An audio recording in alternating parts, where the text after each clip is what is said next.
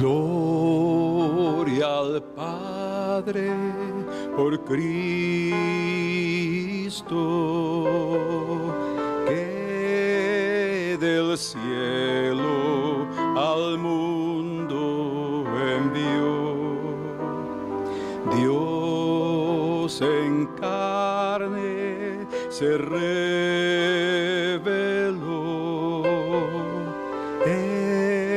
escondiendo su gloria eterna. Abre mis ojos, Señor. Abre mi corazón,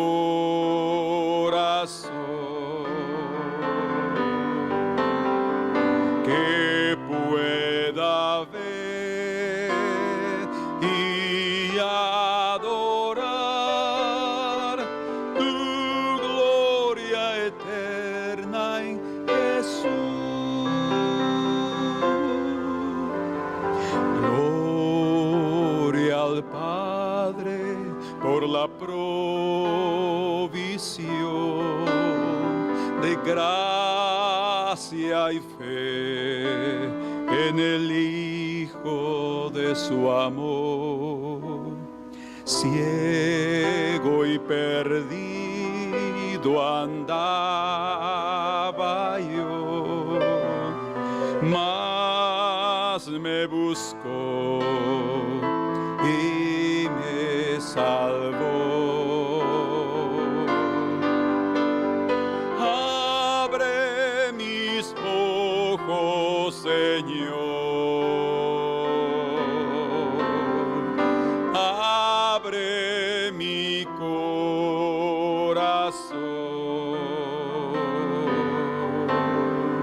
que pueda ver y adorar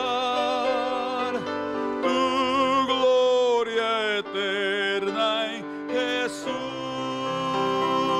Abre mis ojos, Señor. Abre mi corazón,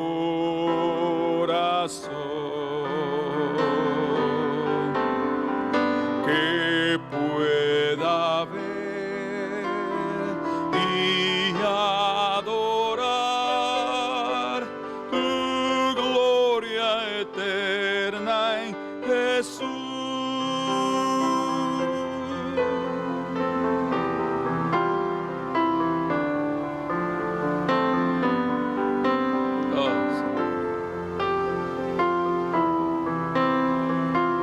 Abre nuestros ojos, Señor, que pueda ver y adorar tu gloria eterna en Jesús. Señor, abre nuestros ojos para que cada día te veamos, que no estemos esperando una visión, una revelación sobrenatural, mas Señor, que en nuestra simplicidad y en nuestro amor por ti, nuestros ojos sean abiertos para verte, Señor, y regocijarnos cada día de encontrarnos contigo, Señor. Que la gloria de Jesús, que estaba escondida en su cuerpo, que fue vista por aquellos hombres y mujeres de fe que oyeron tu palabra, que fueron convencidos de pecado por el Espíritu y que comenzaron a caminar detrás del Maestro de Galilea. Esa misma palabra venga este día, Señor, y toque nuestros corazones, y cada uno de nosotros caminemos detrás de ti, Señor, y los pecadores se arrepientan, y los pecadores se conviertan, Señor, de su camino y vengan a ti y te sigan, Señor. Abre nuestros ojos, abre nuestro corazón, Señor, para seguirte, oh Dios del cielo. Por favor, en el nombre de Jesús.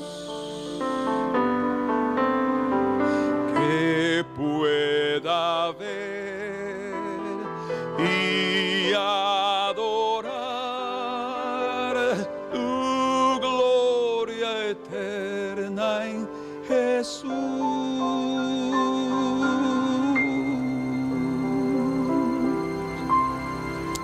Amén. Gloria al Señor. Esta mañana vamos a ver juntos una parte importante de lo que hemos estado estudiando sobre la restauración. Y ya consideramos juntos sobre que el primer paso para la restauración en la vida de un creyente, cuando está en aflicción, cuando está viviendo un periodo de ansiedad, es confiar en el cuidado divino. Nuestra alma es restaurada, nuestra alma recibe refrigerio, como dice en el Salmo 23. Y vimos también con ustedes que el segundo paso para la restauración en la vida de un cristiano que está pasando por momentos de prosperidad, un total extremo a esa ansiedad, sino un momento de prosperidad cuando se está sintiendo muy capaz, muy bendecido, reconoce sí que viene de Dios, pero algo hay en el corazón. Ahí necesitamos del reconocimiento de nuestra dependencia divina. No podemos nunca dejar de separar o separarnos, no podemos nunca dejar de vivir en comunión con el Señor, en nuestra dependencia de Él, porque Él es el que provee todas las cosas. Entonces, esos dos pasos son importantes en la restauración para la vida de un cristiano. Eso nos restaura a la paz, a la seguridad. Sin embargo, hemos podido ver que existe restauración en todos los niveles y en todas las condiciones espirituales del ser humano. En Segundo de Reyes, capítulo número 5, hay un ejemplo ahí de restauración en el verso número 10. Dice: entonces Eliseo le envió un mensajero diciendo a Naamán: ve y lávate 7 veces en el Jordán y tu carne se te restaurará. Este hombre necesitaba de una restauración. ¿Por qué? Porque había perdido el estado original de su piel, de salud, y había entrado a un estado de enfermedad y de completa destrucción paulatinamente. Entonces el profeta Eliseo le envía a decir lo que debe hacer para poder ser restaurado. Le dijo: ve y lávate en el Jordán. Qué interesante esto. 7 veces, o sea, tiene que entrar 7 veces en el Jordán para que su carne sea restaurada, y le dice: y serás limpio. En el verso 14 dice: él entonces descendió. Estamos resumiendo porque entre líneas encontramos muchas cosas que sucedieron: el orgullo de Naamán, el mensaje sobre la humildad que el Señor le estaba transmitiendo a través del profeta Eliseo. En fin, hay muchos temas que pueden ser tocados ahí. Pero resumiendo este punto, que es el que nos interesa en este asunto hoy, es en el verso 14: él entonces descendió, dice, y se zambulló 7 veces en el Jordán, conforme a la palabra del varón de Dios, y su carne se volvió como la carne de un niño y quedó limpio. Entonces vemos aquí que la restauración prácticamente está revelando cómo es que el hombre o la persona, quien quiera que sea, cristiano o no cristiano, puede experimentar el regresar a su estado original, o sea, a un estado de bendición, de salud, de alegría, de gozo. Y aquí sin duda este hombre debe haber estado tan agradecido.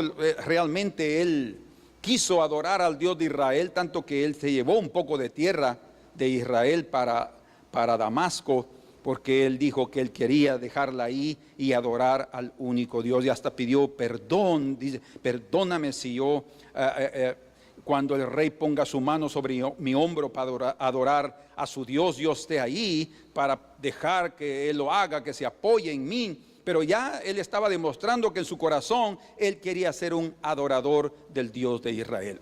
Sin duda hubo un encuentro con ese Señor Dios Todopoderoso en la vida de Naamán, no solo por el milagro, sino que él vio y enlazó cada detalle de su vida hasta que llegó en aquel momento de entrar al Jordán. El río Jordán es también muy importante, porque fue en el río Jordán donde Juan el Bautista, que trajo el ministerio, la predicación, el bautismo del arrepentimiento, comenzó a bautizar. El bautismo de Juan no era únicamente un acto físico y externo, no. Él traía un mensaje poderoso, ungido de arrepentimiento, para que el pueblo se preparara para recibir al Señor. No podemos encontrarnos con el Señor sin antes tener arrepentimiento.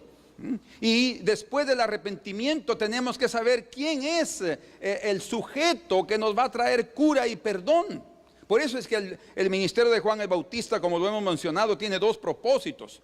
Uno es inducir al pueblo para que reconozca su pecado, y el segundo, mostrarle cuál es el remedio: Cristo Jesús, cuando él dijo: he aquí el Cordero de Dios que quita el pecado del mundo. Entonces el río Jordán aquí es el espíritu de arrepentimiento. Sin duda Naamán tuvo también que arrepentirse y humillarse para poder entrar a ese río, que para él era más sucio que los ríos de Damasco.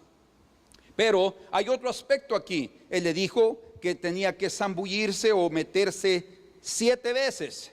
Y el número 7 en la escritura, desde el principio que aparece en Génesis, el perdón con la venganza, como el propio Lamec dijo, hablando de Caín, que si iba a ser 7 veces vengado, 70 veces 7 va a ser vengado también Caín. O sea, su venganza fue la manifestación de toda la ira y de toda la venganza del corazón impío del hombre. Cuando en el ministerio de Jesús, y él se manifiesta después de Juan el Bautista, después del arrepentimiento, después del Jordán, Pedro también le pregunta: Señor, porque ellos también habían sido enseñados de esa manera por los escribas y fariseos: Señor, ¿cuántas veces tengo que perdonar a mi hermano? ¿7? ¿7 veces? Y el Señor dijo: no, le dijo hasta 70 veces 7. O sea, lo que yo quiero mostrarles es que hubo aquí un extremo, ¿sí?, un contraste definitivo entre la línea de Caín y la línea de los hijos de Dios, de los santos. Estos van a vengar su ofensa 70 veces 7. No van a perdonar prácticamente, como el Señor habló así de Esaú, que iba a guardar una amargura perpetua. Le dijo: has guardado un rencor perpetuo. Pero por otro lado está aquí el perdón divino. El perdón que definitivamente no es algo que Él solo nos pide a nosotros, sino que Dios mismo está dispuesto a concederlo. 70 veces 7. Eso significa un perdón para siempre. Él quiere perdonarnos siempre. Un perdón disponible. El problema de la falta de perdón es la falta de arrepentimiento del hombre. La falta de arrepentimiento. Entonces queremos entrar a ver con ustedes en esta mañana que el primer paso para la restauración de un pecador es el arrepentimiento. Y obviamente también el arrepentimiento es el primer paso en una vida de una persona religiosa que pecó. O sea, si un cristiano peca, obviamente lo primero que debe hacer es arrepentirse para poder recibir el perdón de sus pecados. Porque lo único que trae restauración es el perdón que viene como fruto, como consecuencia del arrepentimiento. Se precisa entonces que se arrepienta. Es necesario que se arrepienta de su pecado, para que a través de ese acto humano, que es también un don del Señor, se restaure la relación con Dios. Porque ningún humano está buscando arrepentimiento si realmente lo que busca es comunión con Dios, ¿no? Si no quiere comunión con Dios, no se arrepiente. Si no cree que Dios existe, no se arrepiente. Pero si cree que Dios existe y que es el juez de vivos y muertos, esa persona va a tener temor de Dios en su corazón y se va a arrepentir para restablecer su relación con Dios y recibir así el alivio que su corazón necesita a través del perdón divino. En Hechos, capítulo número 3 y su versículo número 19, el apóstol Pedro, después de su caída, después de haber negado al Señor, él está predicando, escuchen, 50 días aproximadamente, 50 días después de su negación, él fue restaurado. No 50 días, me refiero a que esa misma noche que él negó, él fue llevado al compungimiento de su corazón, fue llevado a ser contristado, fue llevado al arrepentimiento, ¿sí? Y él desde esa madrugada, él le pidió perdón al Señor y recibió sin duda el perdón de Dios. Lo que estoy diciendo es que 50 días después de eso, él predica este poderoso y ungido discurso delante de un pueblo religioso, su propio pueblo. En Hechos capítulo 3, versículo número 19.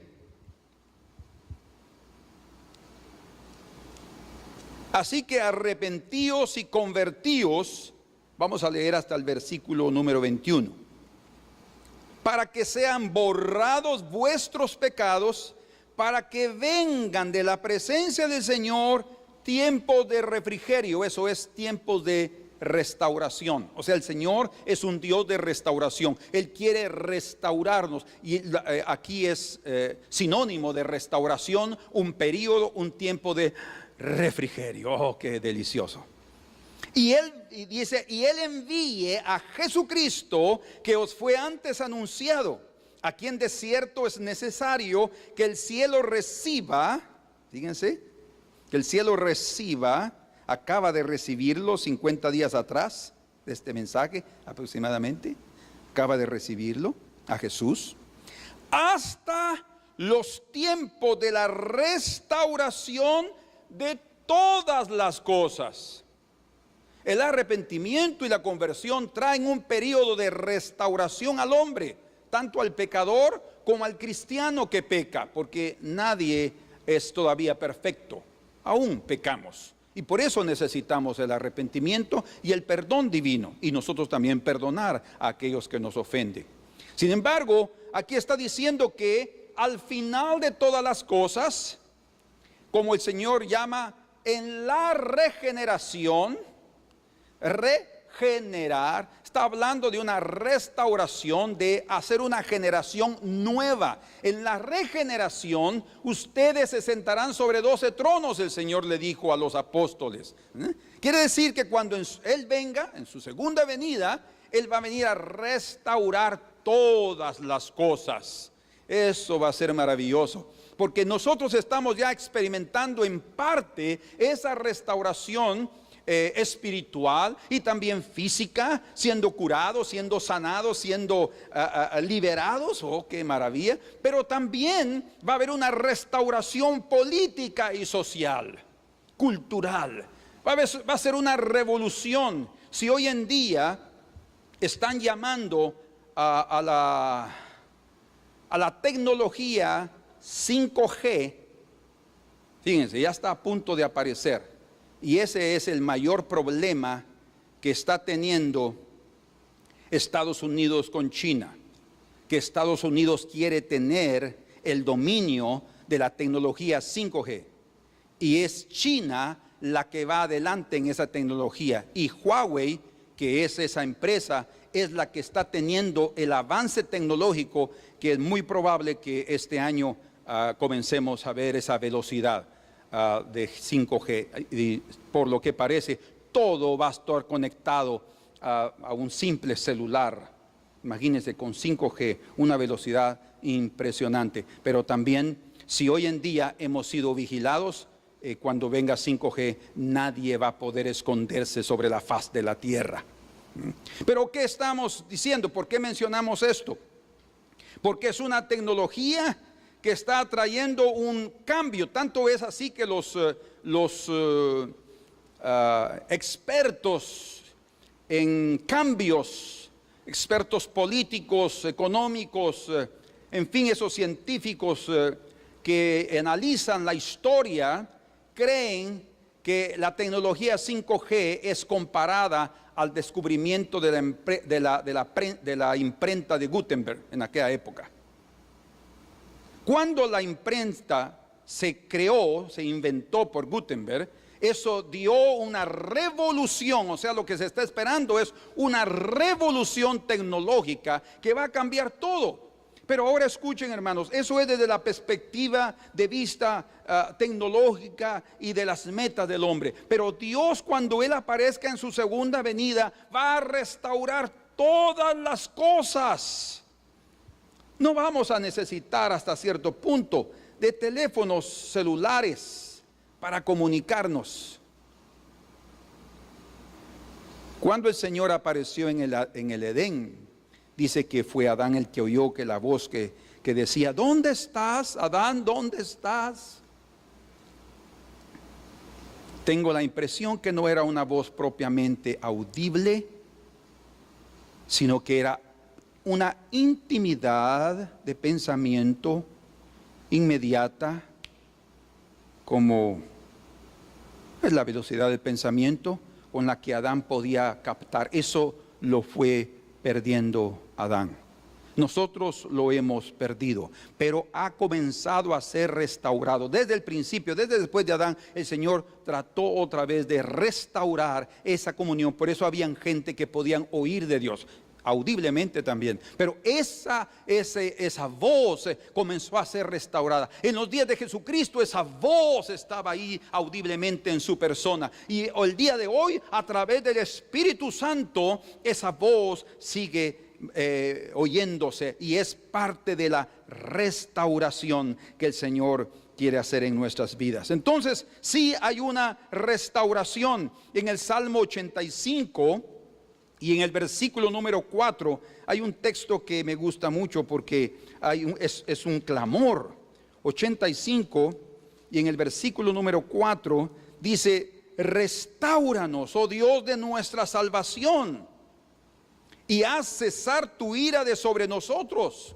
Un clamor, un pedido, una súplica: Señor, restáuranos, Dios de nuestra salvación, y haz cesar tu ira de sobre nosotros. Quiere decir que la restauración trae perdón, el perdón trae restauración, y la ira desaparece. ¿Por qué? Porque el pecado y la culpa es perdonada y quitada. Bendito sea el Señor. Por eso es que el Señor comenzó a través de Juan el Bautista a decir: arrepentíos, porque el reino de los cielos se ha acercado. Lo que trae el reino de los cielos es perdón, pero es necesario que el hombre se arrepienta y confiese sus pecados. Entonces, este mensaje poderoso fue predicado por Pedro delante de un pueblo judío y delante de líderes judíos también, escribas y fariseos, sacerdotes, que prácticamente estaban sin entendimiento espiritual. Bien dice él aquí en Hechos capítulo 3 y verso 17: mas ahora, hermanos, leamos el 16: y por la fe en su nombre, a Jesús, que vosotros veis y conocéis, porque estuvo entre ellos unos días atrás, le ha confirmado su nombre, y la fe que es por él ha dado a está hablando ahora del que fue sanado, el cojo, esta completa sanidad en presencia de todos vosotros. Perdón, quiero repetir eso, verso 16: y por la fe en su nombre, en el nombre de Jesús, a que vosotros veis y conocéis, ciego, le ha confirmado su nombre, y la fe que es por él ha dado a esta completa sanidad en presencia de todos vosotros. Mas ahora, hermanos, sé que por ignorancia lo habéis hecho, como también vuestros gobernantes. Lo que está diciendo es que ellos lo habían crucificado. Dice en el verso 14 y 15: mas vosotros negasteis al santo y al justo, y pedisteis que se os diese un homicida, y mataste al autor de la vida, a quien Dios ha resucitado de los muertos. Mataste al autor de la vida. Mas Pedro dice, pero yo sé que lo hiciste en ignorancia. O sea, tanto el pueblo como los líderes del pueblo tenían falta de entendimiento espiritual para captar, para ver que ahí estaba la respuesta de Dios para su pueblo. Pero ellos lo crucificaron y lo rechazaron. Aún así, escuchen, aún así, 50 días después de haberlo crucificado, Dios, a través de Pedro y los apóstoles, está predicándoles un mensaje de arrepentimiento. Todavía muchos de ellos están vivos. Muchos de ellos ahora son testigos del mover de Dios a través de los apóstoles. No hay duda que ellos también estaban con Él, como decían el comentario de ellos. Entonces, ahora el Señor a través de Pedro les está dando la oportunidad de arrepentirse. La muerte del Hijo de Dios fue el precio alto que Dios pagó para que el hombre recibiera el perdón de sus pecados. Y para ser beneficiado de ese perdón, de esa eterna salvación y de la restauración con la comunión con Dios, el hombre necesita de arrepentirse de sus pecados. Bueno, algunos pueden comenzar a pensar y a decir, pero ¿será que yo como cristiano todavía tengo que arrepentirme de algunas cosas? Tú lo dirás después de oír estos versículos y el resto del mensaje. Proverbios 28:13 dice, el que encubre sus transgresiones o sus pecados nunca prosperará, mas el que los confiesa y se aparta alcanzará misericordia. Proverbios 28:13. El que encubre, el que esconde, Dios lo expone. Aquel que se expone delante de Dios, Dios lo cubre con su sangre y lo perdona. Qué precioso es eso. ¿Por qué? Porque bien dice la Escritura que el amor cubrirá multitud de pecados. El amor que es manifestado, pero el amor de Dios y el perdón de Dios es derramado sobre aquellos que reconocen su pecado y ven delante del Señor y le suplican para que ellos sean limpios y sus pecados sean borrados. Y vamos a ver lo que eso significa. Pero hay personas en este mundo que consideran que son tan buenas, que son tan correctas y que no necesitan de arrepentirse de absolutamente nada. Sé de la historia de un evangelista que él estaba hablándole a un hombre sobre la necesidad de arrepentimiento, y en cuanto él le leía versículos y le hablaba sobre el sacrificio de Cristo y sobre la necesidad de él reconocer su pecado, el hombre comenzó a justificarse y se negaba vehementemente de ser él un pecador. Él trataba por muchas formas de escaparse, de tener que reconocer que él era un pecador. El evangelista trató de convencerlo de sus errores, pero él dijo en un momento muy bien determinado, muy firme, él dijo: yo soy un padre de familia, soy un buen marido, un buen vecino, yo soy un buen ciudadano, soy honesto y trabajador, cumplo mis obligaciones, no tengo de qué arrepentirme. Sí, a mí también ya me pasó en mi trabajo como evangelista, hablándole a personas. Me recuerdo de una persona específicamente que sí, yo considero que era una persona muy buena, sí, muy correcta. Y que cuando yo le estaba hablando, decía: no, pero Luis, esto no es para mí. Mira, hablarle a fulano, él sí está necesitado del evangelio porque él fuma, él bebe y hasta está drogándose. Él sí necesita. Total, ese día yo no pude, digámoslo así desde ese punto de vista, convencerla de su pecado. Pero en un momento determinado de de la conversación, de la plática de este evangelista con ese pecador, el Espíritu Santo le dijo a su corazón: pregúntale sobre las galletas. Y el hombre de Dios comenzó a pensar: Señor, ¿qué relación tiene galletas con la necesidad de arrepentimiento de este hombre? Pero y él estaba cuestionando la simplicidad de la orden del Espíritu Santo. Entonces digo: pero Señor, las galletas. Entonces el Espíritu, otra vez, según el testimonio de este hombre, dice que le dijo: pregúntale, ¿qué de las galletas? Entonces viene el evangelista y habló nuevamente con el hombre. Dijo: entonces usted no necesita de arrepentirse de sus pecados. No, le dijo. Pues fíjese que le voy a decir algo que parece tal vez ridículo, pero Dios me ha dicho que le pregunte: ¿qué de las galletas? Y en aquel momento, y solo su mamá sabía dónde estaba escondida la llave, y él que había visto dónde estaba esa llave.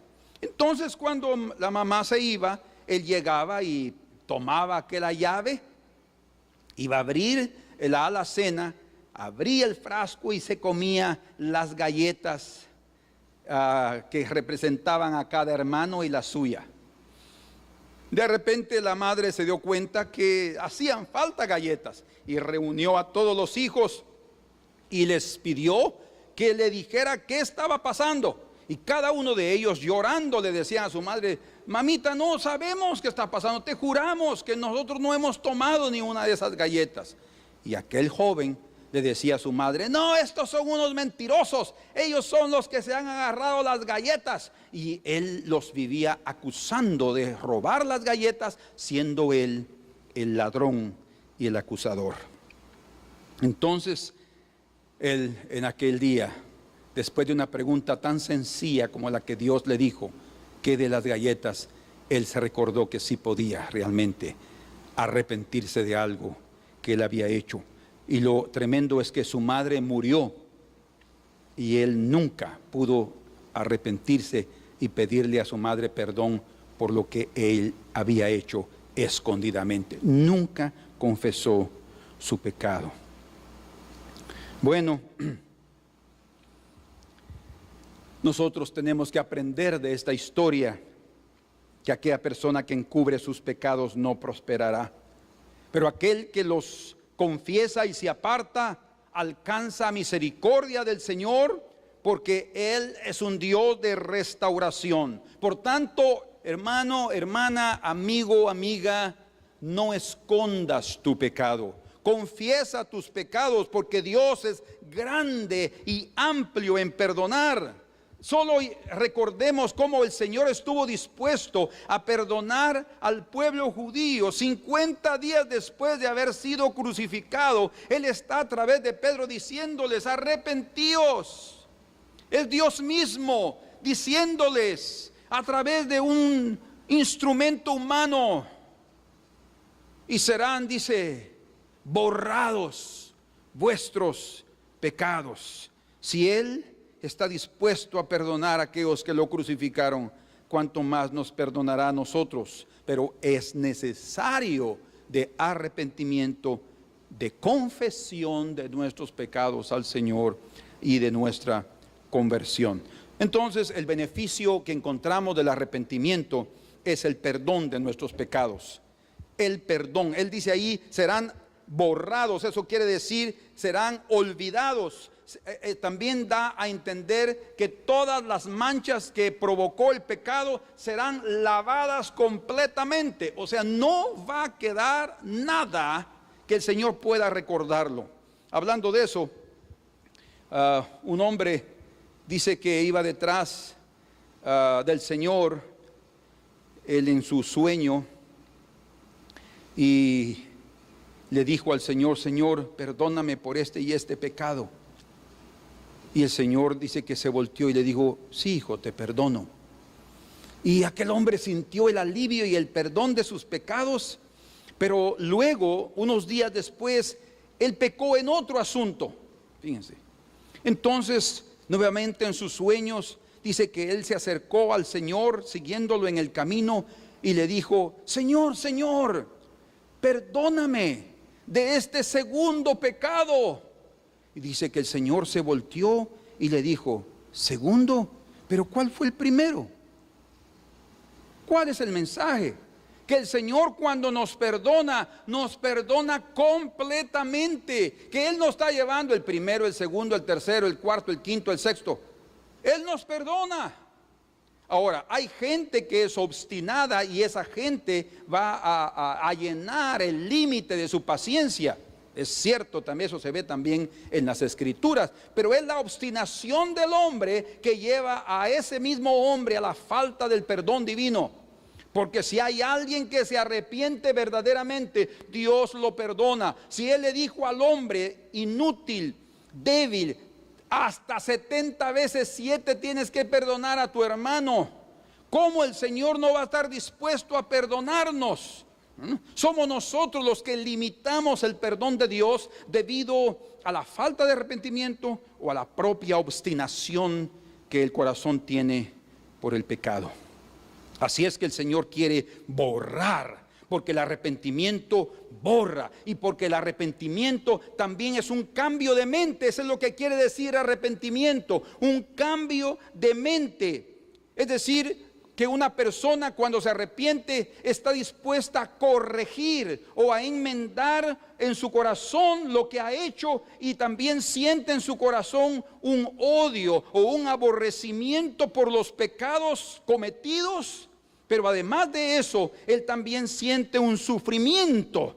No solo aborrecimiento, sino un sufrimiento, hay un dolor. O sea, el verdadero arrepentimiento trae al corazón del hombre dolor espiritual, una tristeza de Dios, como lo vamos a ver más adelante, una tristeza de Dios, y eso lo conduce al arrepentimiento. Y la conversión en el griego es algo interesante, esos dos verbos, porque el arrepentimiento es como que yo voy en el camino, en mi camino, me arrepiento, me causa dolor por lo que yo estoy haciendo, siento hasta vergüenza por eso y quiero dejar de hacerlo, pero la capacidad solo viene de los cielos.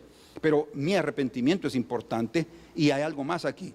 Cuando yo le digo al Señor que me perdone, dice el Señor: arrepentíos y convertíos. La palabra convertíos es dar la vuelta, una vuelta de 180 grados, dar la vuelta. Yo me arrepiento, Señor, no quiero seguir adelante. Entonces dice: el que confiesa sus pecados y se aparta. Eso significa abandonar mi propio camino y comenzar a andar en el camino de Dios. Ese alcanzará misericordia. Como dice en Santiago, es interesante este texto, porque aquí nos ejemplifica lo que sucede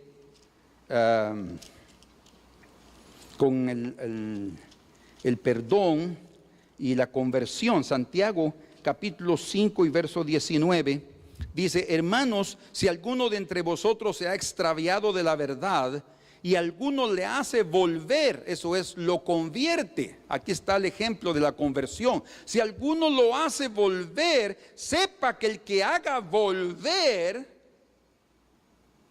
conversión, al pecador del error de su camino, conversión, aquel que lo haga volver, dice, salvará de muerte un alma y cubrirá multitud de pecados. Qué precioso.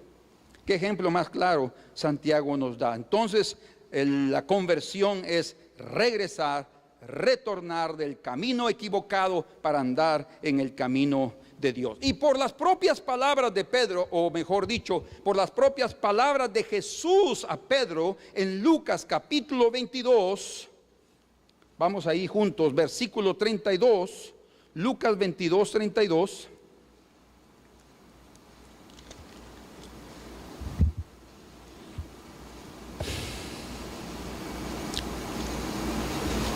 Amén. ¿Están ahí? 22, 32.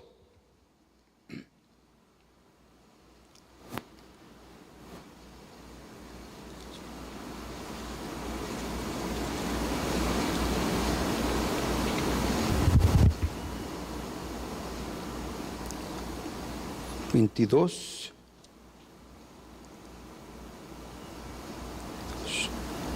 Sí, vamos a leer del 31. Dijo también el Señor a Simón. ¿Por qué le dijo esto? Porque Simón estaba mostrando mucha confianza en sí mismo. Dice: Simón, Simón, he aquí Satanás os ha pedido para zarandearos como a trigo. Es hacer esto, aquí, para botar sus frutos, sus granitos, deshacerlo de los frutos. Él quería que solo quedara la vara del pobre Pedro. Dice: Simón, Simón, he aquí Satanás os ha pedido para zarandearos como a trigo. Pero yo, oigan qué tremendo, o sea, el Señor veía las intenciones y la acción que el enemigo cometería contra Pedro, y le dice: pero yo he rogado por ti al Padre como nuestro intercesor, que tu fe no falte. O sea, el ser zarandeado era necesario. El instrumento usado es el enemigo, pero hay un intercesor que está ahí rogando por nosotros para que en medio de la prueba nuestra fe no falte. ¿Y cómo se manifiesta la fe? Vean qué precioso esto. Y que tu fe no falte, y tú una vez vuelto, eso quiere decir convertido, fíjense, tú una vez convertido, confirma a tus hermanos. Y le dijo: Señor, o sea, vean qué precioso esto, qué triste a la vez, y qué revelador de la naturaleza humana caída. El Señor le estaba adelantando a Pedro lo que él iba a pasar unas horas después. Le estaba advirtiendo y le estaba mostrando lo que él necesitaba hacer. Por otro lado, le estaba mostrando también que él no lo iba a dejar solo, que iba a estar con él orando e intercediendo. Y hasta estuvo físicamente, a pesar de una distancia de unos cuantos metros, fue suficiente para que su mirada reconfortara al pobre pecador de Pedro. Pero también aquí, este momento revela la condición en aquel momento, en aquel día, del corazón de Pedro. Él le dice: Señor, dispuesto estoy a ir contigo, no solo a la cárcel, sino también a la muerte. Y eso, miren, que es interesante, porque el enemigo también se aprovecha de nuestras fuerzas, de nuestras montañas, de nuestras capacidades. Eres bueno para eso, ¿no es cierto? Sí, pues entonces vamos, porque tú también puedes morir como él.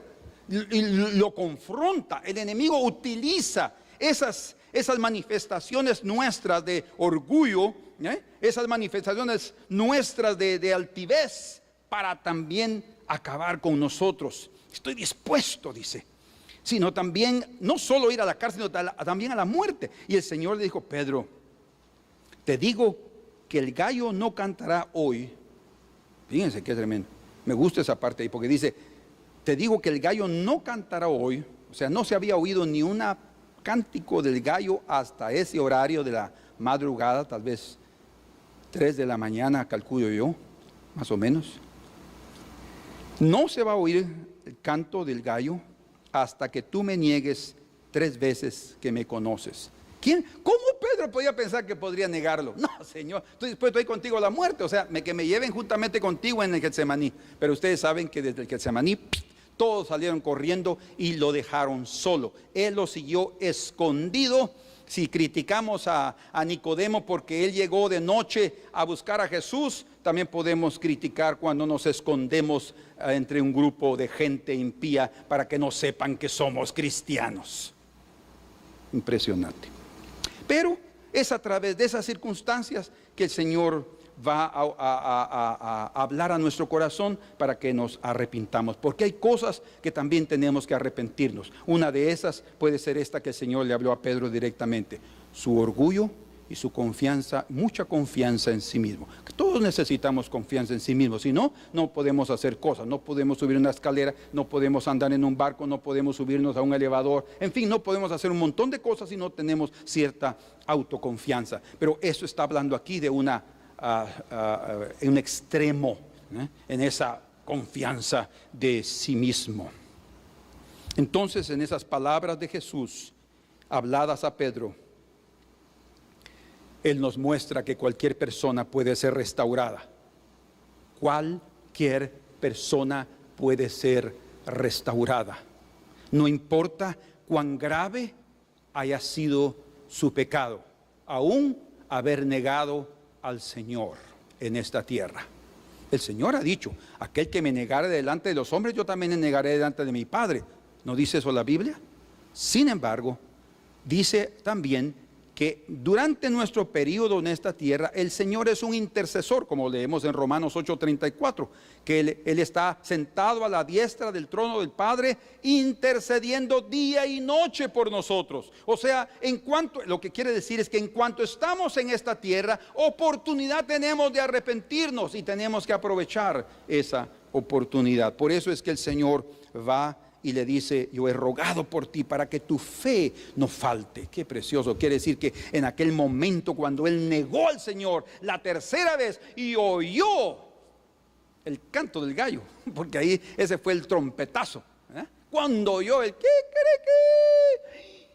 Pedro se acordó de las palabras del Señor y sin duda automáticamente hizo así para ver si también el Señor había oído el canto del gallo. El Señor, ¡ay! Porque él sabía que ya estaba, solo que estaba siendo torturado, pero a pesar de las blasfemias que le estaban diciendo y de los golpes que estaban aplicándole al Señor, el Señor todavía tuvo la voluntad y él sin duda también tenía el plan de poder ver a Pedro y decirle: Pedrito, no te preocupes, recuerda, yo he orado por ti. No es como muchos de nosotros que decimos: ¿te das cuenta? Te lo dije, entonces ahora vas a tener que sufrir las consecuencias de tu propio camino. No, nosotros no tenemos que, aprendamos del Señor Jesús. No hablemos, no señalemos, no acusemos, sino podamos decirle: es la oportunidad de arrepentimiento. Tu fe no va a faltar, Pedro. Ve y arrepiéntete de lo que has hecho. Ay, sí. Uno se arrepiente, se convierte de su mal camino o de su conducta inadecuada cuando confiesa sus pecados. Los que no se arrepienten, primero es porque quieren seguir escondiendo su pecado, tienen vergüenza de que sean humillados, o porque no han aprendido a reconocer la flaqueza de su naturaleza caída. Es una cosa horrible. Pero dice el Señor: yo he rogado por ti, conviértete y confirma a tus hermanos. Hermanos, el Señor conoce la debilidad de cada uno de nosotros, como conocía la debilidad de Pedro. Él sabe cuánta confianza tenemos. No estamos hablando otra vez de la confianza necesaria para vivir en esta tierra, sino de la confianza en la naturaleza caída. Por eso el Señor nos permite que nos aproximemos a hogueras, fueguitos de impíos, donde somos expuestos. Nos acercamos sin percibir, queriendo pasar, otra vez, perdonen que use otra vez la palabra, pero que es necesaria, queriendo pasar desapercibidos en medio de un grupito de impíos, sin decir nada quiénes somos. Y nos pueden confrontar de que cuál es nuestra religión, nuestras ideas, y si estamos tratando de disculparnos o escondernos y todo, estamos en una en una hoguera de la exposición. Ahí vamos a ser expuestos, y el Señor permite eso, porque solo así vamos a descubrir quiénes somos, y así vamos a poder arrepentirnos, y el canto del gallo nos va a ayudar. El cantito del gallo. El canto del gallo es figura del cumplimiento de la palabra profética del Señor. Se cumplió la palabra profética, pero también anunciaba un nuevo día. El canto del gallo anuncia un nuevo día. Y lo que estaba haciendo ese gallito ahí, estaba diciendo: Pedro, ya pasó lo que pasó, ya te diste cuenta, pero ahorita hay un nuevo día para ti. Conviértete y ve a confirmar la fe, la conducta de tus hermanos. La razón es porque también el resto de los apóstoles estaban pasando un momento difícil como la de Pedro. Tal vez no tuvieron las agallas o la oportunidad de estar ahí en la casa del sumo sacerdote, pero ellos también estaban por todos lados tratando de esconderse. Pedro tuvo que llegar y decirles: miren, hermanos, y no hay duda que aquel que conforta a otros es probablemente aquel que ha pasado una mayor prueba, porque realmente puede consolar a los otros y decirle: miren, lo que yo pasé, hermanos, fue esto y estoy arrepentido. Entonces lo que ustedes hicieron, despreocúpense, el Señor puede perdonarlos. Y ¡ay, qué alivio! O sea, el Señor también usó a Pedro para ayudar a los otros apóstoles para seguir adelante en su camino. Amén. Como el justo Job, que también él tuvo que descubrir lo que él era a través de aquella hoguera con sus amigos, ahí platicando en la hoguera, descubrieron tantas cosas, se dijeron tantas cosas, él les dijo otras a ellos le decían otras a él, hasta el momento que él se confrontó con el propio Señor hablándole, y él dijo: oh, me arrepiento en polvo y en ceniza. Qué tremendo. Me arrepiento en polvo y en ceniza. Yo hablé en lo que estaba equivocado. Señor, háblame tú y enséñame el camino. El dolor y la tristeza que causa la vergüenza al reconocer nuestra vil naturaleza de pecado hiere sin duda nuestro orgullo, nos humilla y nos conduce al arrepentimiento según Dios. Pero ese arrepentimiento es muy importante, porque ese arrepentimiento según Dios, esa tristeza que es causada cuando nos damos cuenta de lo que hemos hecho, cuando hemos visto nuestra conducta, cuando hemos analizado nuestras palabras, cómo tratamos a fulano. Oh, cuántas veces yo he hecho eso delante del Señor. Oh, Señor, perdóname por mi palabra. No es una cuestión solo de pecados, de inmoralidad, no, es también cuestiones de conducta, de palabras, de orgullo, de sentirse mejor que otros. Yo he llegado: Señor, esta actitud, esta fue fea. Detalles, yo lo hago constantemente cuando yo quiero corregir mis cosas para no volverlas a hacer. Y esa tristeza que se siente en el corazón es el que nos permite que recibamos el alivio del perdón divino. Bien, leemos en 2 de Corintios, vamos ahí. 2 de Corintios, capítulo número 7. Disculpen.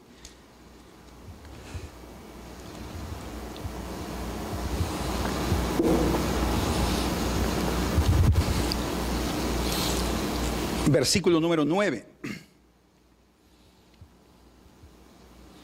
Vamos a ver el 9 y el 10. Dice: ahora me gozo. Pablo está hablando aquí, no porque hayáis sido contristados. O sea, los corintios estaban pasando por un arrepentimiento y había dolor en el corazón, sino porque fuisteis contristados o entristecidos para arrepentimiento. Miren, entristecidos, aquel dolor en el corazón por lo que se hizo, para arrepentimiento. Quiere decir que el dolor que se siente, la vergüenza que uno pasa como pecador, el propósito divino es llevarnos al arrepentimiento. El arrepentimiento es el primer paso para la restauración a nuestra comunión con Dios, sea un pecador, sea un cristiano que haya pecado. Arrepentimiento para salvación, de que no hay que arrepentirse, dice. Qué precioso eso, ¿eh? De que no hay que arrepentirse. O sea, es una tristeza que nos lleva al arrepentimiento, de no tenemos por qué arrepentirnos de esa tristeza. Y quiero mostrarles ahora qué es ese tipo de tristeza. Es una tristeza que convierte al corazón en un corazón humilde, contrito, sumiso, dispuesto a mortificar el pecado y a caminar en la nueva vida. Como Pedro, que se negó a sí mismo. Después de darse dado cuenta que había negado al Señor, ahora él se niega a sí mismo. Ese es qué importante es, ¿eh? Porque él sintió la tristeza por haber negado al Señor, la tristeza según Dios que lo condujo al arrepentimiento, y él se humilló y encontró la fuente del perdón debido a que a su fe nunca faltó. O sea que cuando una persona se arrepiente y recibe el perdón, es evidencia que la fe está firme. que la fe se está sosteniendo y que la fe es también una evidencia de que la intercesión de Cristo funciona, que Él está orando por nosotros. Pero luego dice,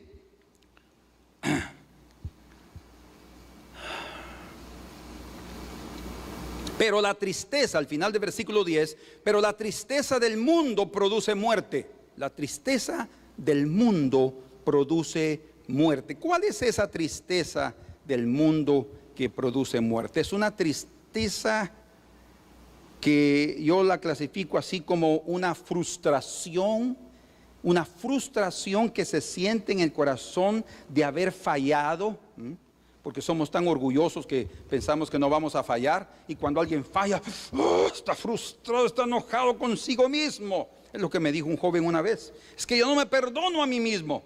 Pero recibe el perdón de Dios, sí, pero yo ya lo recibí, pero todavía no siento alivio. ¿Pero por qué? Porque yo no me perdono a sí mismo. Imagínense, ¿cómo es eso?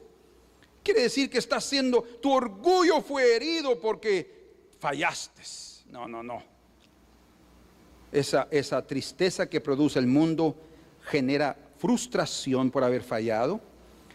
Tu orgullo es herido, y ese sentimiento de orgullo impide que el corazón reciba perdón, de tal manera que por la falta del alivio de los cielos, del refrigerio, de la limpieza del perdón, viene la muerte. Eso exactamente sucedió con Judas. A muchos, cuando leen la experiencia de Judas, dicen: ¿pero qué pasó? Él también se arrepintió.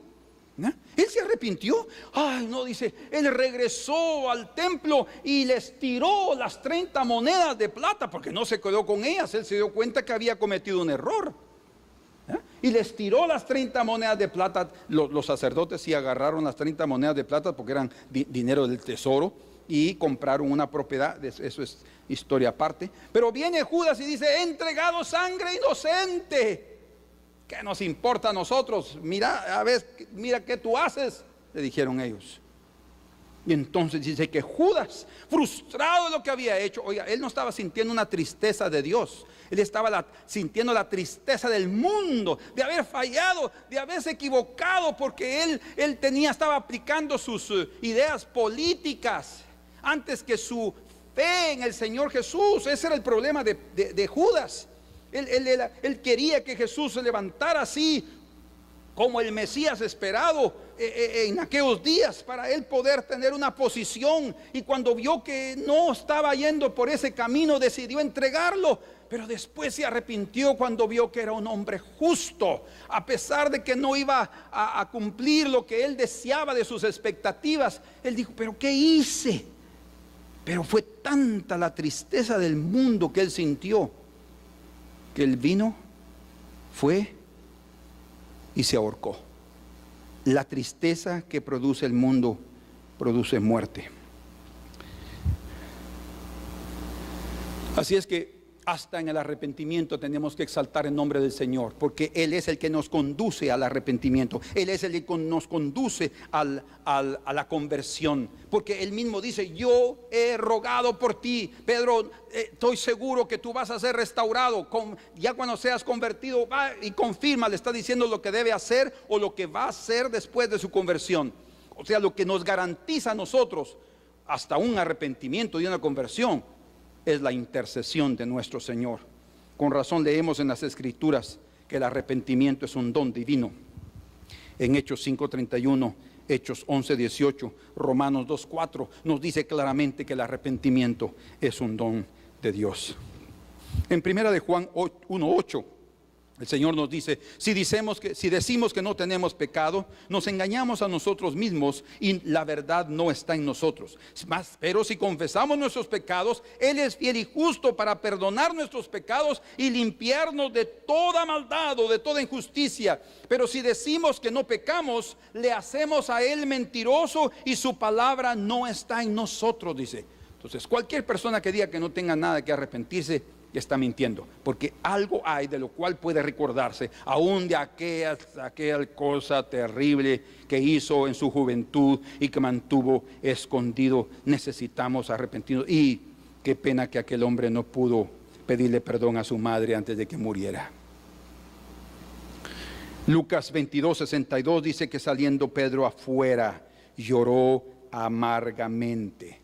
Realmente el arrepentimiento y el pecado y la confesión de Pedro trajo una limpieza extraordinaria en su corazón. Por eso es que cuando Pedro está predicándole al pueblo y a los líderes del pueblo, les está diciendo: arrepentíos y conviértanse y sus pecados serán borrados, dice. Porque él es su propia experiencia. Yo también soy judío, yo lo negué. Si ustedes lo crucificaron, podemos decir que yo también contribuí en su crucifixión, pero él me ha perdonado y él también puede perdonarlos a ustedes. En 2 de Pedro capítulo 3 verso 9 dice: el Señor no retarda su promesa, como algunos la tienen por tardanza, dice, mas él es paciente con todos, no queriendo que nadie perezca, sino que todos vengan al arrepentimiento. ¿Se dan cuenta entonces por qué el Señor demora en venir? No únicamente en su segunda venida, sino también en venir porque en su segunda venida Él viene a juicio. No viene a salvar a los pecadores, Él viene a salvar a aquellos que lo están esperando, a los santos. Pero Él viene para juicio. Cuando Él dice aquí, Él es paciente para con nosotros, no queriendo que ninguno se pierda, más que todos vengan al arrepentimiento. Cuando alguien no se arrepiente, Él está atesorando para sí juicio para el día del juicio. Cuando el día del Señor diga: bueno, hasta aquí, si no hay arrepentimiento, como Él mismo, nuestro Señor Jesucristo contó de aquella higuera, ¿verdad? Que el dueño de la tierra dijo: mira, teníamos que quitar esta higuera de aquí, porque solo está ocupando espacio y no da fruto. Y dijo: no, Señor, déjala, otro tiempo más yo voy a hacer todo lo necesario, abonarla, regarla, cuidarla, podarla, todo lo necesario. Y si en ese tiempo no da fruto, entonces la cortamos.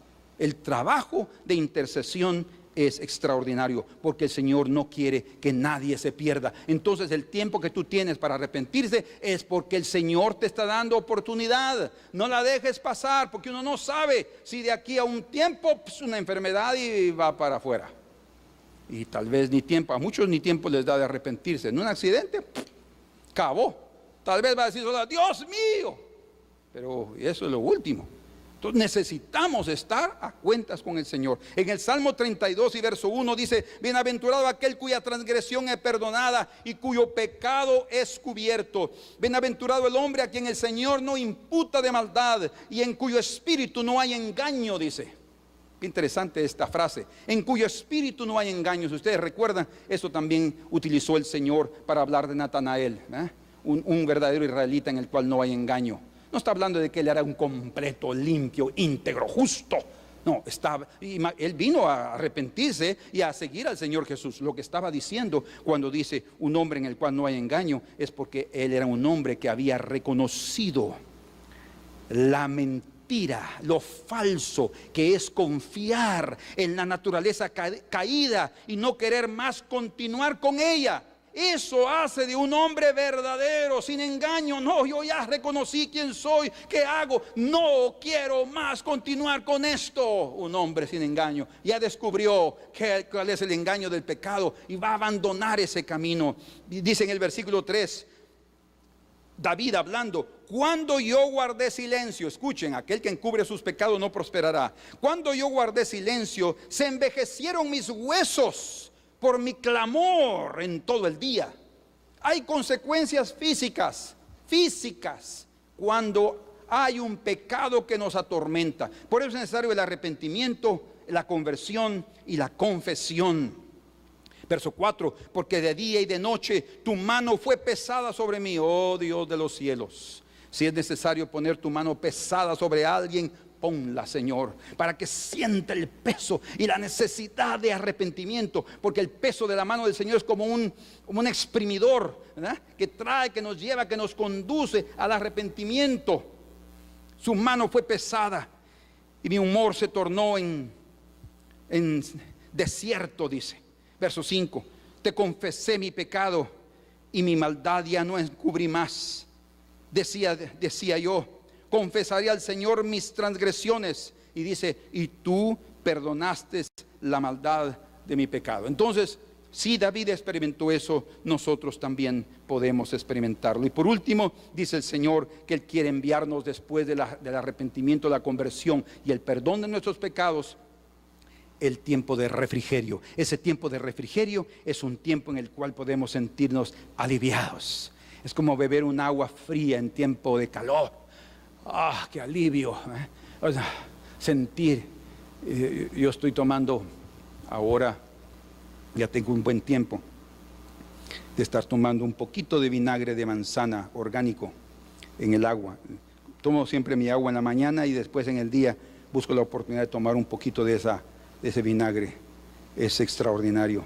Y lo que más me gusta, además de los efectos positivos para la salud, es la sensación de limpieza y de pureza en mi estómago, porque cuando yo coloco un poquito así, porque es muy fuerte, entonces un poquito así para un vaso más o menos así de agua, un poquito de vinagre. Cuando estamos tomando, ¡oh, qué delicia! Yo hasta me lo tomo así disfrutándolo, porque siento aquí adentro algo delicioso. El Señor quiere darnos un refrigerio, un descanso, que dice un refrigerio que viene de la presencia del Señor. ¿Por qué? Porque el propio Señor es la fuente de limpieza de los cielos. Él va a venir a lavar completamente nuestras manchas y a borrar completamente nuestra culpabilidad. Con razón dice, para que vengan del Señor tiempos de refrigerio. Tiempos de refrigerio, recuerden, son los tiempos de restauración que vienen como resultado del arrepentimiento, de la conversión y del perdón de pecados. En la Escritura, refrigerio está hablando de un respiro, de un alivio, de una renovación. Somos restaurados a nuestra relación con Dios y restaurados a nuestra relación con el prójimo cuando obedecemos al Señor y no rechazamos la oportunidad del arrepentimiento. Quiero terminar contándoles una historia sobre lo que significa y lo que implica mantener escondidos los pecados. No vamos a prosperar, no vamos a ser bendecidos. Unos niños se fueron con sus abuelitos en los días de sus vacaciones, se fueron unos días a estar a la casa de sus abuelitos. Ellos tenían una pequeña finquita y había de todo ahí. Ellos tenían animales y río y donde pescar, y una maravilla. Entonces esos niños fueron allá con sus abuelitos y el niño era una parejita, un hombre y su hermana. El niño siempre llevaba una onda, se llevó su onda consigo y se iba donde estaban los árboles a tratar de afinar su puntería. Y ahí estaba él tratando de tirarle a cualquier cosa que había ahí. Pero después de algunos días él regresó para cenar, ya era el tiempo de cenar. Regresó a la casa de su abuelita, de sus abuelitos, y venía un poco frustrado debido a su falta de habilidad con la onda. Pero cuando se acercó a la casa, él se dio cuenta que en el patio enfrente de la casa ahí estaba un pato. Y entonces él sintió la tentación de tirarle con su onda al pato. Y entonces vio para todos lados y vio que nadie lo estaba viendo. Y agarró una piedra, la puso en la onda y apuntó hacia el pato. Y le dejó ir la piedra y cabal le dio con la piedra en la cabeza al pato y lo mató.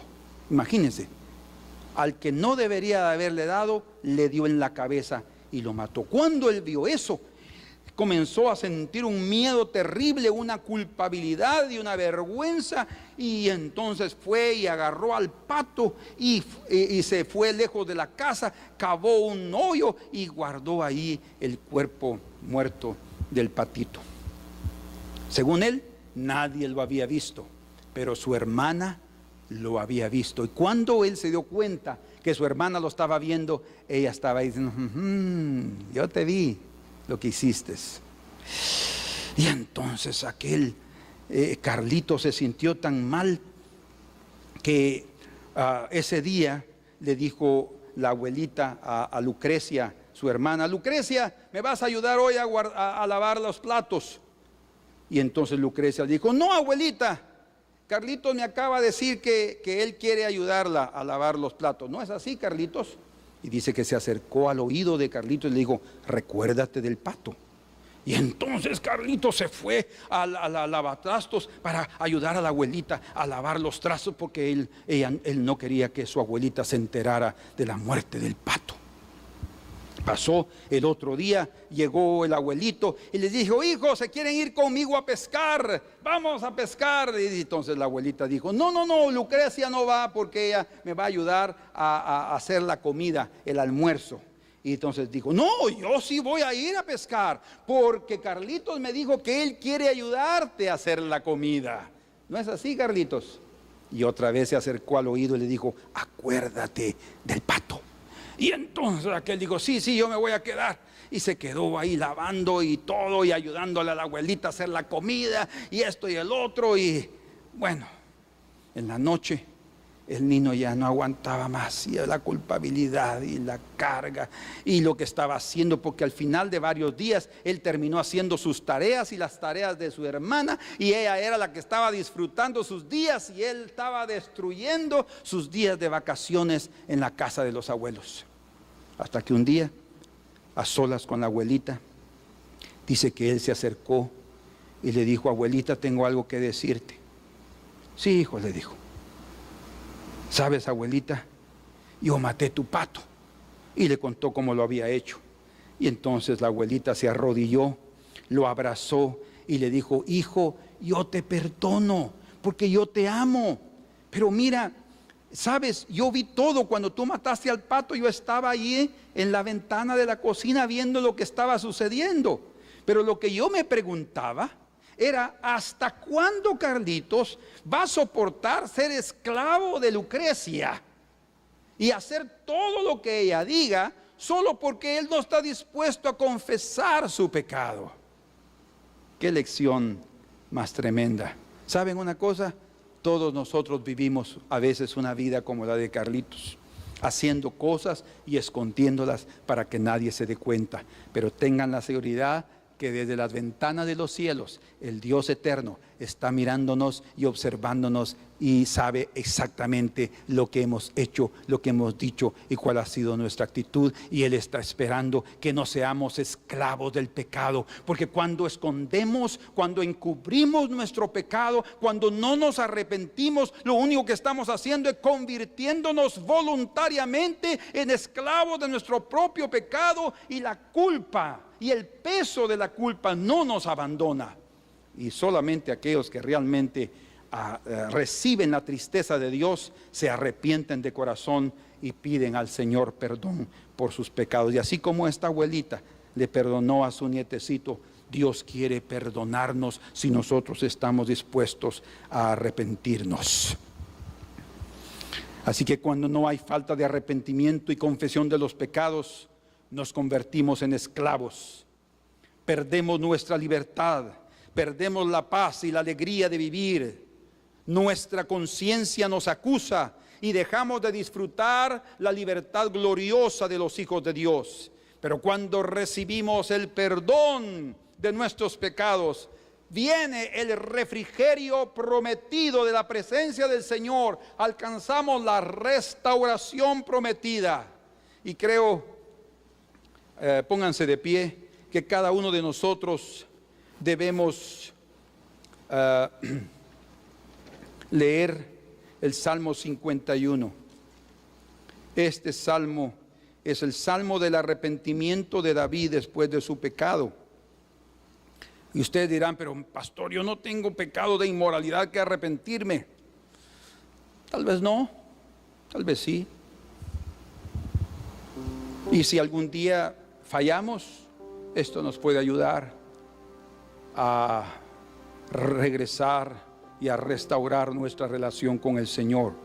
Y esto nos ayuda a entender qué es lo que sucede en el corazón de una vida que esconde su pecado.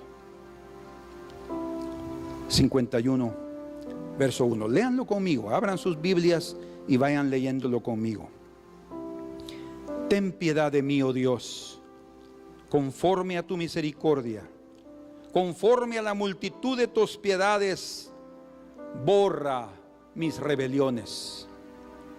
Lávame más y más de mi maldad y límpiame de mi pecado. Oh, cuánto anhelaba estar limpio, porque yo reconozco mis rebeliones y mi pecado está siempre delante de mí. No me deja. Contra ti solo he pecado y he hecho lo malo delante de tus ojos, para que seas reconocido justo en tu palabra. Qué tremendo. Ay, Señor. Sí, porque cuando reconocemos nuestro pecado delante del Señor, su justicia nos perdona y nos justifica. Y tenido por puro en tu juicio. 5. He aquí en maldad he sido formado y en pecado me concibió mi madre. He aquí tú amas la verdad en lo íntimo y en lo secreto me has hecho comprender sabiduría. Purifícame con hisopo y seré limpio. Lávame y seré más blanco que la nieve. Hazme oír el gozo y alegría. La había perdido, ahora es restaurado. Cuánto anhelaba ese gozo, esa alegría. Hazme oír gozo y alegría y se recrearán, oh, refrigerio, restauración, los huesos que has abatido. Oh Señor, si andamos en pecado, no nos dejes andar en nuestro propio camino. Pon tu mano pesada, Señor, para que no continuemos más, y regrésanos a ti. Esconde tu rostro de mis pecados y borra todas mis maldades. Esa es una oración de un verdadero arrepentido. Crea en mí, oh Dios, un corazón limpio y renueva un espíritu recto dentro de mí. Señor, no quiero más hacer lo que estoy haciendo. Quiero andar en rectitud. Quiero honrarte, Señor. Quiero servirte. No me eches de delante de ti y no quites de mí tu Santo Espíritu. Eso es lo terrible que puede existir para un ser humano.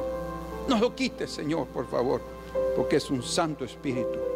Vuélveme, restáurame. El gozo de tu salvación y espíritu noble me sustente. Entonces enseñaré a los transgresores tus caminos y los pecadores se convertirán a ti. ¿Por qué se van a convertir al Señor? Porque yo mismo he tenido una verdadera conversión. Líbrame de homicidios, oh Dios, Dios de mi salvación. Cantará mi lengua tu justicia. Señor, abre mis labios y publicará mi boca tu alabanza. Porque no quiere sacrificio que yo lo daría. No quiere una vida religiosa. No quiere holocausto. No quiere de ahí que estemos ahí fingiendo que somos lindos y maravillosos. Los sacrificios de Dios son el espíritu quebrantado. El corazón contrito y humillado no despreciarás tú, oh Dios. Haz bien con tu benevolencia, Sión.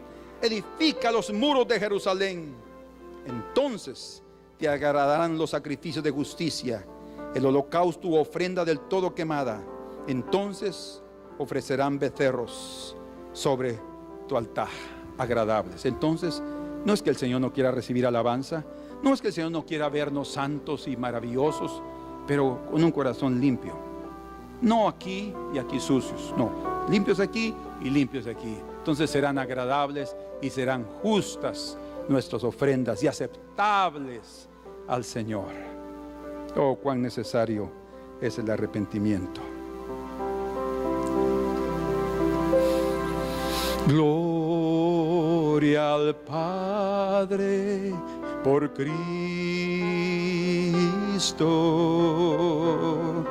que del cielo al mundo envió. Dios en carne se reveló,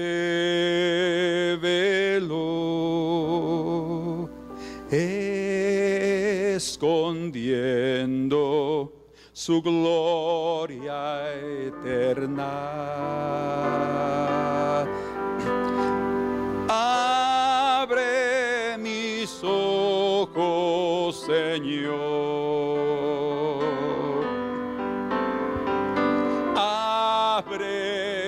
mi corazón,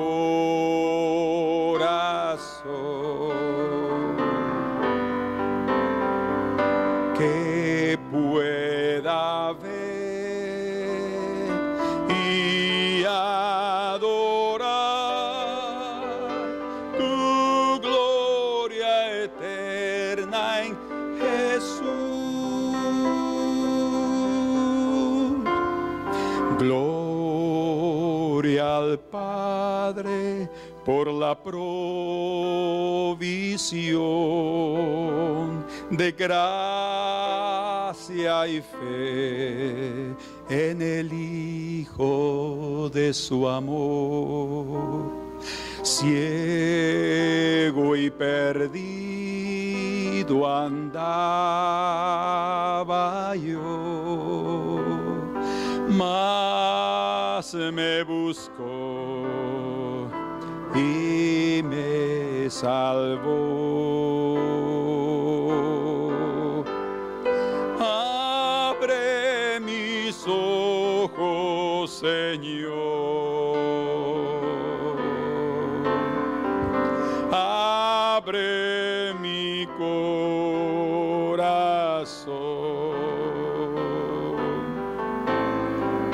que pueda ver y adorar tu gloria eterna en Jesús. Abre mis ojos, Señor, abre mi corazón,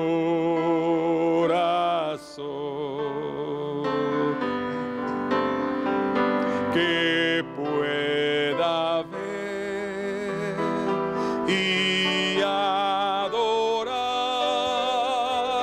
tu gloria eterna en Jesús.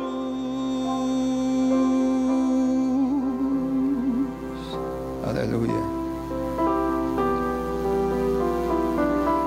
Aleluya, Señor. Señor, trae arrepentimiento a nuestros corazones, una conversión potente para que el perdón de los cielos venga sobre nosotros y borre, limpie, olvide por completo todos nuestros pecados. Porque tú has dicho: yo no quiero la muerte del impío, sino que el impío se convierta de su mal camino. Señor, tú no quieres la muerte del impío, mas estás siendo paciente para que todos procedan al arrepentimiento.